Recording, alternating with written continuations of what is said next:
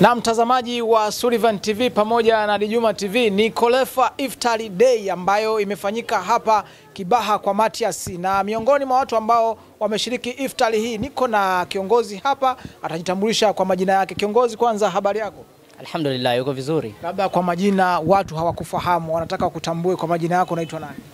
Mimi naitwa Salvatore Nkindiko, ni balozi wa soka la wanawake Tanzania bara na visiwani. Yes. Balozi wa soka la wanawake Tanzania bara na visiwani. Umekuwa ni miongoni mwa watu ambao wameshiriki iftari hii siku ya leo. Umeona imekuwa ni iftari ya aina gani, au unaweza kuzungumziaje tukio ambalo limefanyika leo ambalo limeandaliwa na Kolefa? Kwanza nipende kumshukuru Mwenyezi Mungu, na katika hilo niwapongeze sana chama cha mpira wa miguu mkoa wa Pwani kwa maana ya Kolefa, kwa sababu ni hatua moja mbele ambao wameipiga kwa hiki ambacho wamekitengeneza. Tumezoea kuona umoja kwa wanamichezo unatengenezwa pale ambapo tunakutana kwenye mechi, kwenye vikao mbalimbali, lakini hiki ambacho wamekifanya kimefanya tumekutana. Unaona, watu tumetoka Dar es Salaam, watu wametoka maeneo ya jirani wamekuja hapa. Kwa ni kitu ambacho ni kizuri sana ambacho wamekifanya Kolefa. Pengine tumeona dua ambayo imesomwa hapo. Pengine unaweza kuambia watazamaji hapa ilikuwa ni dua ya aina gani? Moja ya kitu ambacho nakipongeza pia ni hiki kwamba kuna viongozi ambao watu wa mpira na wasokoa wa mpira ambao wametangulia mbele za haki.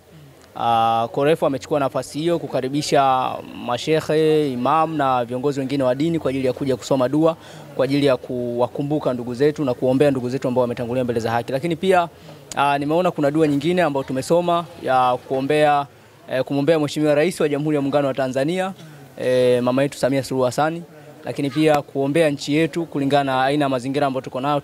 Tunapendelea, tunaona nchi za wenzetu masuala mbalimbali ambayo yanakuwa yanafanya hasa vita na kadhalika, lakini nchi yetu tumekuwa tukiwa na amani kwa muda mwingi. Kwa hiyo pengine dua yetu itasaidia kuendelea kuwa na amani ambayo tuko nayo. Lakini pia kwa mbali tulisikia pia Kolefa na uongozi mzima wanaendelea kumwombea Mheshimiwa Rais pia wa shirikisho la mpira wa miguu Tanzania, Mr. Wallace Karia.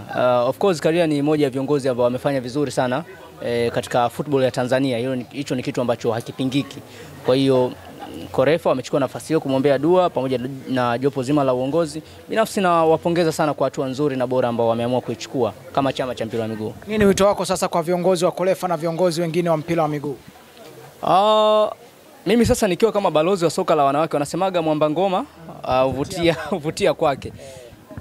Mimi ningependa kuona wao kama chama cha mpira wa miguu mkoa wajaribu kuona namna gani wanaweza kuwekeza nguvu pia kwenye soka la wanawake. Nadhani tumeona soka la wanawake limekuwa ni sehemu ya kufanya nchi yetu yani wanatutoa kimasomaso, niseme hivyo.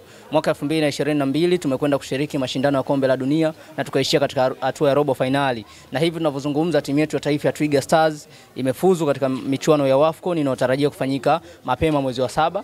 Lakini timu yetu ya taifa pia ya wanawake ya futsal wanataraji kusafiri kwenda kwenye mashindano nchini Morocco hivi karibuni. Kwa hiyo soka la wanawake linatoa kimasomaso. Kwa mimi natamani kuona wao kama chama cha mpira wa miguu mkoa wa Pwani wajaribu kufanya uwekezaji katika soka la wanawake, na mimi naamini kwa uwezo wa Mwenyezi Mungu inshallah utakwenda kuwalipa. Mimi nikushukuru sana. Asante sana na niwatakie kila laheri. Asante. Amina.